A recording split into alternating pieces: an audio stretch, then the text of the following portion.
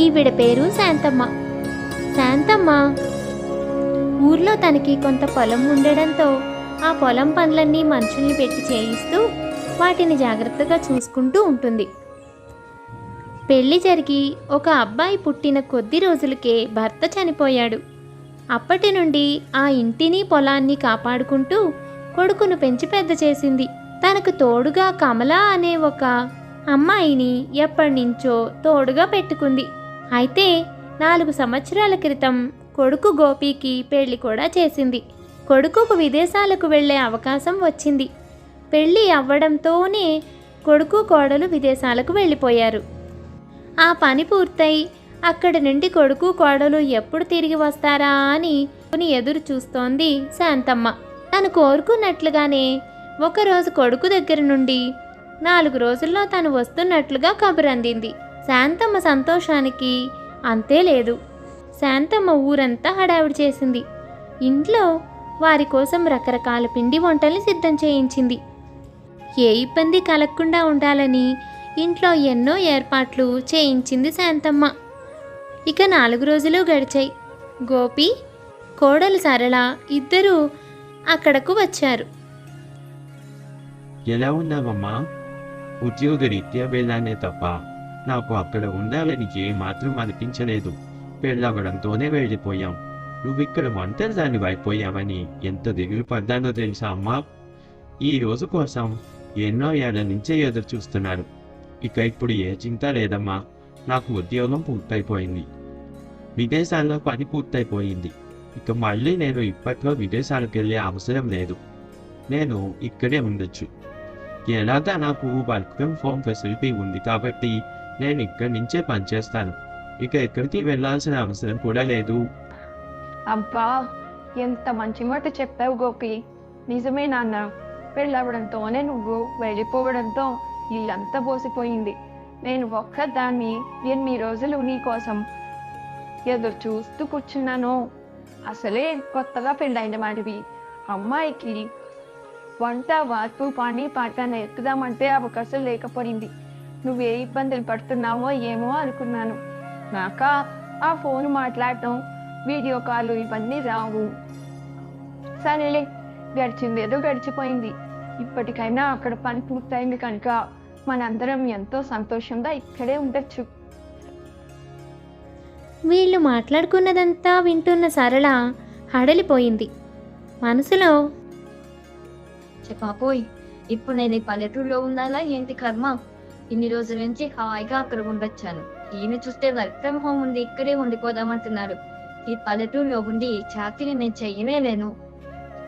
కానీ ఇల్లు చూస్తే చాలా పెద్దదిగా ఉంది. ఇది ఒకటి చేసి ఇక్కడి నుంచి తప్పించుకోవాలి. ఇలా మనసులో అనుకునే సరళ అత్తగారితో మాత్రం ఎంతో ప్రేమగా, అభిమానంగా, ఆప్యాయంగా మాట్లాడింది. కలిసిమెలిసి పనులు కూడా పంచుకుంది. ఆ ఊర్లో అందరూ శాంతమ్మతో ప్రేమగా మాట్లాడటం, పనులు చేసి పెట్టడం, అలాగే పొలం మీద వచ్చే ఆదాయం ఇవన్నీ ఓ కంట కనిపెడుతూనే ఉంది సరళ. సమయం చూసుకుని భర్తతో, ఏమండి, మనం ఇక్కడే ఉండిపోవడం ఎందుకు? ఇక్కడ నాకు కావలసినవి ఏమీ దొరకడం లేదు. మనం పట్నం వెళ్ళిపోదాం. మనతో పాటు అత్తగారిని కూడా తీసుకువెళదాం. అక్కడైతే నాకు కావలసినవన్నీ దొరుకుతాయి. నాకు చిన్నప్పటి నుంచి పట్నం వాతావరణమే అలవాటు. నేను ఇక్కడ ఇమడలేకపోతున్నాను. కొంచెం నా బాధ కూడా అర్థం చేసుకోండి. నేనైతే అర్థం చేసుకుంటానులే కానీ మా అమ్మ ఈ ఇల్లు పొలం వదిలి రాదు. మా నాన్న తను బతికుండగా ఎంతో కష్టపడి సంపాదించిన ఆస్తి ఇది. దీన్ని కాపాడుకొని ఆయనకు సంతోషం కలిగించాలన్నది ఆవిడ ఉద్దేశం. మరి మా అమ్మను ఒంటరిగా వదిలి మనం ఏం వెళ్ళిపోతాం? అసలే నాన్న కూడా లేడు. నన్నే చూసుకుంటూ చిన్నతనం నుంచి నా కోసమే బతికింది. వాతావరణం ఏముంది, కాస్త అలవాటు పడితే అదే సర్దుకుంటుంది. నువ్వు ఇక్కడ ఉండడమే అలవాటు చేసుకో. ఓస్, అంతేనా? అత్తగారిని నేను ఒప్పిస్తాను. అయినా పొలము ఇల్లు అమ్మేస్తే బోరెడంత డబ్బు కూడా వస్తుంది. వాటి కోసం ఆవిడ ఒక్కరు ఇక్కడ ఉండడం ఎందుకు? నేను నా గురించి అడగడం లేదు. మీకు కూడా పట్నం వెళ్తే ఇంతకంటే మంచి ఉద్యోగం కూడా దొరకచ్చు. అలాగే మీరు ఆఫీసుకు వెళ్ళి పనిచేస్తే ఇంతకంటే బాగా పని కూడా అవుతుంది. మీకు తెలుసు కదా, ఏవో ఒక పనులు కనిపించకుండా ఉంటూనే ఉంటాయి. అత్తగారు ఒప్పుకుంటే నీకు సమ్మతమే కదా. సరే, అమ్మ ఒప్పుకుంటే నాకు అభ్యంతరం ఏముంది? అమ్మ ఒప్పుకొని ముందు అప్పుడు చూద్దాం.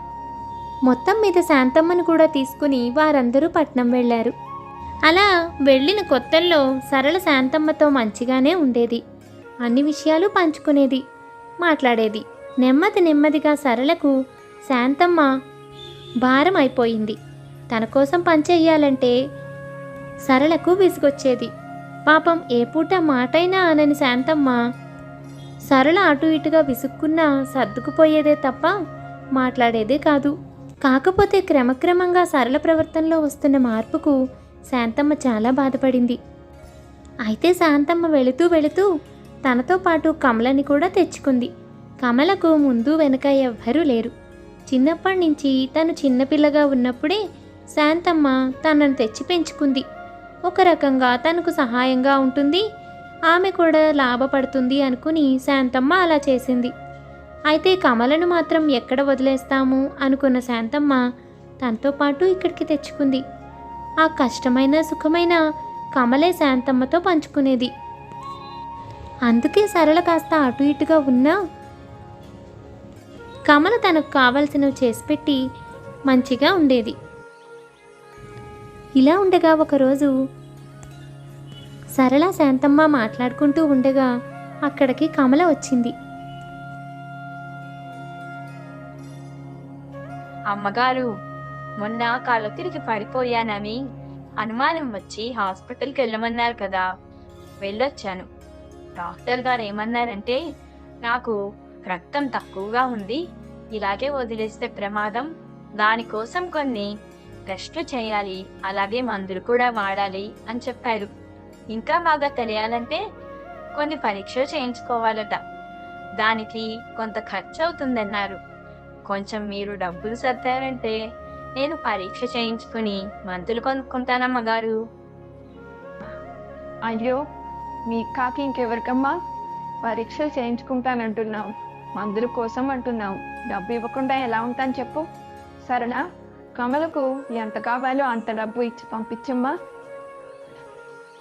మీరు ఊరుకోండి అత్తగారు, అలా ఎవరికి పడితే వాళ్ళకి ఏ అవసరం పడితే ఆ అవసరానికి డబ్బులు ఇస్తూ పోతే మన దగ్గర రూపాయి మిగలదు. డబ్బులు ఏమన్నా చెట్లా కాస్తున్నాయా? ఈమె పరీక్షలకు మందులకు మనం ఎందుకు డబ్బు ఇవ్వాలి? ఒకప్పుడంటే మిమ్మల్ని దగ్గరుండి చూసుకున్నది కాబట్టి మీరు ఇచ్చుండొచ్చు, అయినా కూడా జీతం ఇస్తాం కదా, అది సరిపోతుంది. సరే, అది మీ ఇష్టం. కానీ ఇప్పుడు ఇంటి పని చేసి పెడుతోంది, దానికి నేను ఎలాగో జీతం ఇస్తున్నాను. అంతకు మించి తన ప్రత్యేక అవసరాలన్నీ తీర్చడం నా బాధ్యత అయితే కాదు కదా.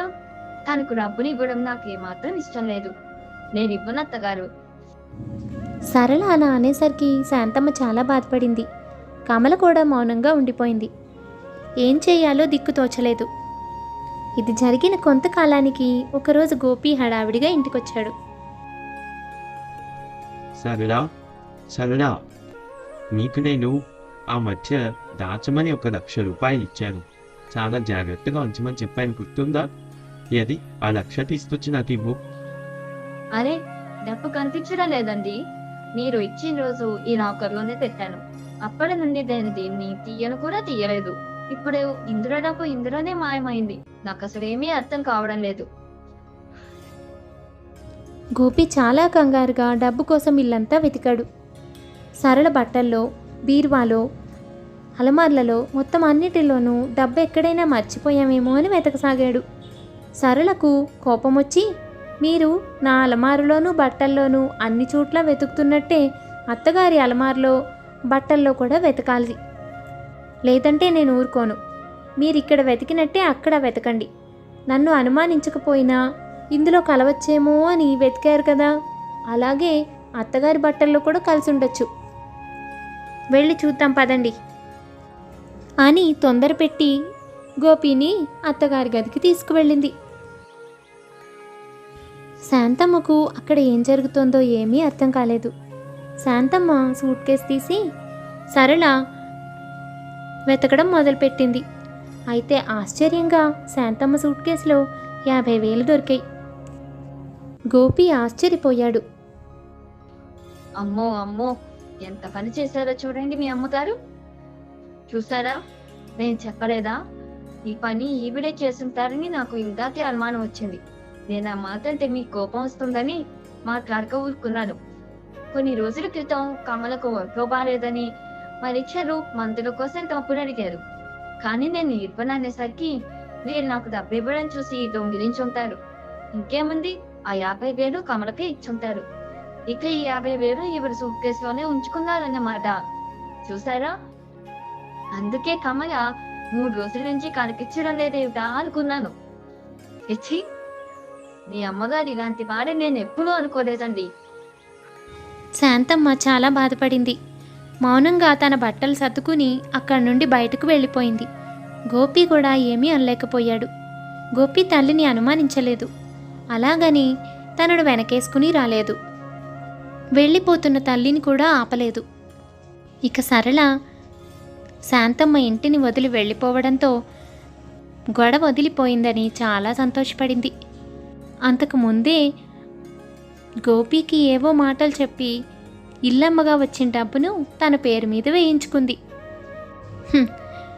అదేం వింతో కానీ అత్తగారు మెత్తగా ఉంటే కోడలికి నచ్చదు, కోడలు మెత్తగా ఉంటే అత్తగారికి నచ్చదు.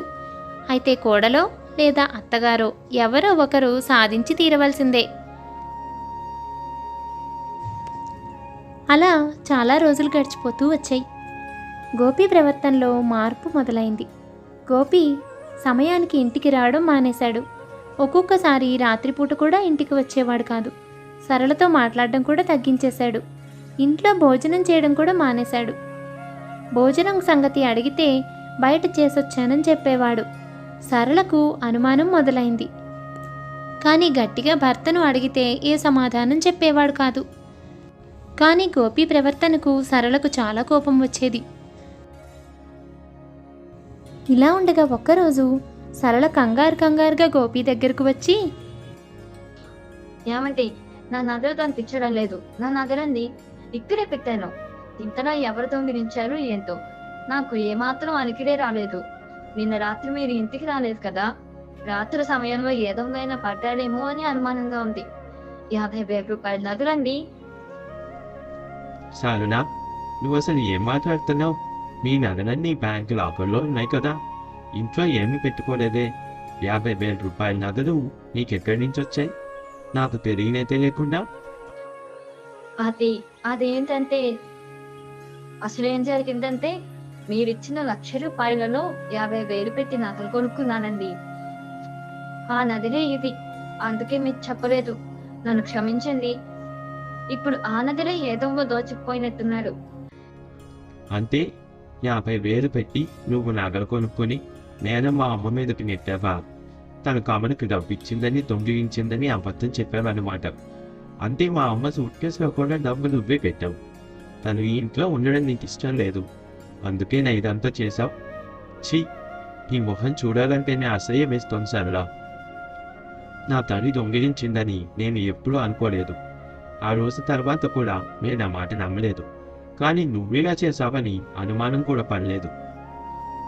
పాపం, చిన్నతనం నుంచి నా మీద ప్రాణం పెట్టుకుని బతుకుతోంది. తను నిన్నేమి ఇబ్బంది పెట్టింది? ఇలా నింద మోపి బయట గెంటేశావు. ఒక్కటి ఎక్కడో బ్రతుకుతోంది. నీకన్నీ సుఖంగానే గడుస్తున్నాయి కదా, ఆవిడేం చేసిందని ఇంత పాపానికి ఒడిగట్టావు? ఆవిని చూసుకోవడం నా వల్ల కాలేదండి. నేనెందుకు ఆవిడకి సేవలు చేయాలి? మన ఇద్దరమే ఉండాలి అనుకున్నాను. అందుకని ఆవిడ బయటకు వెళ్ళిపోతే బాగుంటుంది అనుకున్నాను.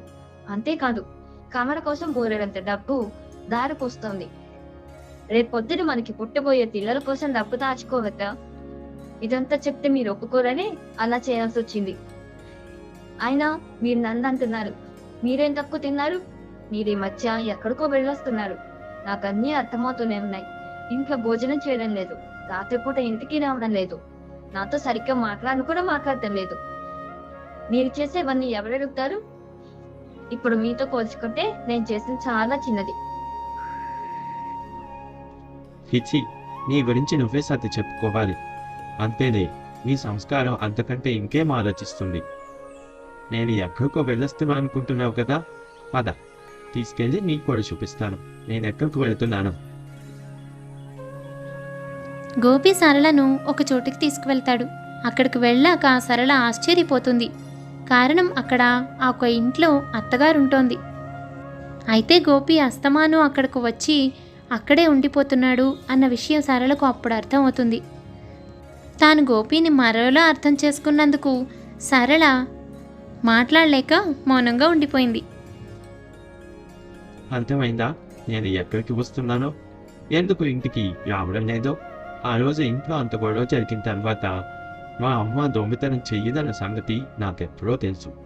కానీ నువ్వుగా చేశావన్న సంగతి తెలియదు కనుక ఆ రోజు నీతో వాదించడానికి, నిరూపించడానికి నా దగ్గర ఏ సాక్ష్యం లేదు. విషయం ఏం జరిగిందో నాకు తెలియదు. అందుకని ఏమీ మాట్లాడకుండా మౌనంగా ఉండిపోయాను. అంతేకాని అమ్మ దొంగిలించిందని నమ్మి కాదు. అందుకే అమ్మను జాగ్రత్తగా తీసుకువచ్చి ఈ ఇంట్లో పెట్టాను. రోజు వచ్చి తనను చూసుకుంటున్నాను. ఎలాగూ దగ్గరే ఉండి చూడలేకపోయినా రోజులో కాసేపైనా తనతో గడిపి అప్పుడప్పుడు తనతో కలిపి భోజనం చేసి సంతోషపెడుతున్నాను. అది అంతేకాని నువ్వనుకుంటున్నట్టు సంస్కారహీనుని కాదు. అంత జరిగిన తర్వాత అమ్మ ఆ ఇంట్లో ఉండడం కూడా నాకు ఇష్టం లేదు. ముందు వెనక ఆలోచించకుండా అమ్మ మీద నువ్వన్ని మాటలని నింద వేశావు. తప్పెవరితో తెలియకపోయినా అమ్మను అలా అనడం నాకు నచ్చలేదు. అందుకే ఆ ఇంట్లో అమ్మకు గౌరవం లేదని గ్రహించి తను వెళ్ళిపోతుంటే ఊరుకున్నాను. నాకు ఇష్టం లేకపోయినా ఇక్కడకు తీసుకొచ్చి పెట్టాను. చూడమ్మా, ఇప్పుడు అసలు నిజం బయటపడింది. ఇదిగో, ఆ రోజు నేను ఇచ్చిన ₹1,00,000 50,000 పెట్టి ఇది నగ కొనుక్కుందిట. ఇంకో 50,000 నీ సూట్ కేసులో పెట్టి నిన్ను దొంగం చేసింది. ఇప్పుడు ఆ నగలెవడో దొంగ ఎత్తుకెళ్ళాడు. దాంతో విషయం బయటకు వచ్చింది. చూసావా దీన్ని నిర్వాకం? నేను ఎప్పుడైనా మాట వరుసకి 2 తిట్లు తిరితే కోడలు అలా అనకు అని పెనకేసుకొస్తావు. ఇది ఎంత దుర్మార్గురాలో ఇప్పుడైనా అర్థమైందమ్మా నీకు? గోపి, ఈ విషయం నీకు ఇప్పుడు తెలిసింది, కానీ నాకు ఆ రోజే తెలుసు నాయనా. నేను ఏదో పని మీద బయటకు వెళ్తేను సరళ నగల దుకాణంలో ఉండడం చూశాను. డబ్బిచ్చి నగలు కొనడం చూశాను. ఆ డబ్బు నువ్వు ఇచ్చావనుకున్నాను. కానీ ఆ రోజు జరిగిన దాన్ని బట్టి నాకు విషయం అర్థమైపోయింది. అందుకే నేను ఈ దొంగతనం చేయలేదు అని నీతో చెప్పకుండా మౌనంగా అక్కడి నుంచి బయటకు వచ్చేసాను. జరిగిన దాన్ని బట్టి సరళకు నేను అక్కడ ఉండడం ఇష్టం లేదు అని అర్థమైంది. ఇక బలవంతంగా ఎవరి మీద ఏమీ రుద్దకూడదన్న సంగతి నాకు బాగా తెలుసు. అందుకే బయటకు వచ్చి బతుకుతామనుకున్నాను. అయినా నాకు సంతోషం కలిగించింది ఏంటంటే నా కొడుకు నన్ను వదిలేయలేదు. ఇక్కడకు తీసుకువచ్చి ఈ ఇంట్లో పెట్టాం. ఎప్పుడూ నన్ను చూసుకుంటూ వచ్చాం. ఎప్పటికప్పుడు నాతో పాటు కష్టం రాకుండా వెన్నంటే ఉన్నావు. ఇంట్లో అంత జరిగినా నువ్వు నన్ను వదలకుండా కాపాడుతూ వచ్చావు. అందుకు మాత్రం చాలా సంతోషపడ్డాం నాయన. ఇక సరళ సంగతి బయట పెడితే మీ ఇద్దరి మధ్య గొడవ పెరుగుతుంది. చివరకు అది ఎక్కడి వరకు దారితీస్తుందో అని ఆలోచించి నేను ఈ విషయాలు ఏవీ నీతో చెప్పలేదు. నేను ఇంకొన్నాళ్ళు ఉంటాను, కానీ మీరు కలకాలం కలిసి ఉండాల్సిన వాళ్ళు, పిల్ల పాపలతో సంతోషంగా బ్రతకాల్సిన వాళ్ళు. మీ జీవితం నా వల్ల పాడవకూడదు. అందుకనే సరళ గురించి నీకు నేను చెప్పలేదు. ఈ విషయం నాకు ఎప్పుడో తెలుసు గోపి. చూసావా సరళ, మా అమ్మ మనసు ఎంత గొప్పదో. నువ్వే ఇదంతా చేశావని తనకు తెలిసినా ఆ రోజు దొంగ అనే ముద్ద పడినా మాట్లాడకుండా మౌనంగా వచ్చేసింది తప్ప ఈ పనంతా సరళే చేసింది అని చెప్పనైనా చెప్పలేదు. నా జీవితం ఎక్కడ పాడవుతుందో అని తను ఆ భారం మోసుకుంటూ వచ్చింది. అయినా ఇన్ని రోజులుగా నేను వచ్చి వెళుతున్నా కూడా ఒక్కసారి కూడా మాట మనసుకి ఆ మాట నాకు చెప్పలేదు. ఇటువంటి వ్యక్తి నీకేం హాని చేసిందని భారంగా భావిస్తున్నావు? తనను బాధ పెట్టి దొంగలు చేసి నువ్వు తీసుకున్న సొమ్ము, ఆ నగలు మీ దగ్గర నిలబడ్డాయా? చివరకు దొంగ పాలయ్యాయి. ఇల్లు పొలం అమ్మి రూపాయి కూడా ఉంచుకోకుండా మొత్తం మనకే ఇచ్చేసిందే. అటువంటి వ్యక్తిని కాస్త ప్రేమగా చూసుకోవడానికి మనసు రాలేదా నీకు? నన్ను క్షమించింది అత్తయ్య. నేను ఎంత పొరపాటు చేశానో నాకు ఇప్పుడే అర్థమైంది. నా మీద నాకే అసహ్యం వేస్తుంది. క్షమించమని అడిగే అర్హత కూడా నాకు లేదు. నిజమే, గోపి చెప్పినట్టు మిమ్మల్ని అంత కష్టపెట్టినందుకు, నింద మోపినందుకు ఆ నగలు నా దగ్గర నిలవనే లేదు. ఒక్క పూట వాటిని సంతోషంగా పెట్టుకున్నదే లేదు. మీ అబ్బాయి చూస్తే గుర్తుపడతారని, ఇవెక్కడివి అని అడుగుతారని లోకలు పెట్టాను. ఇక చివరకు దొంగపాలు చేశాను. నాకు ఇది తగిన శిక్షే. ఇకపై ఇంకెప్పుడు ఇలా ప్రవర్తించినత్తయ్యా, నన్ను క్షమించండి. మన ఇంటికి రండి, మాతో పాటే కలిసి ఉంటుంది. పాత విషయాలన్నీ మర్చిపోండి అత్తయ్యా. నేను నిజంగా మారాను.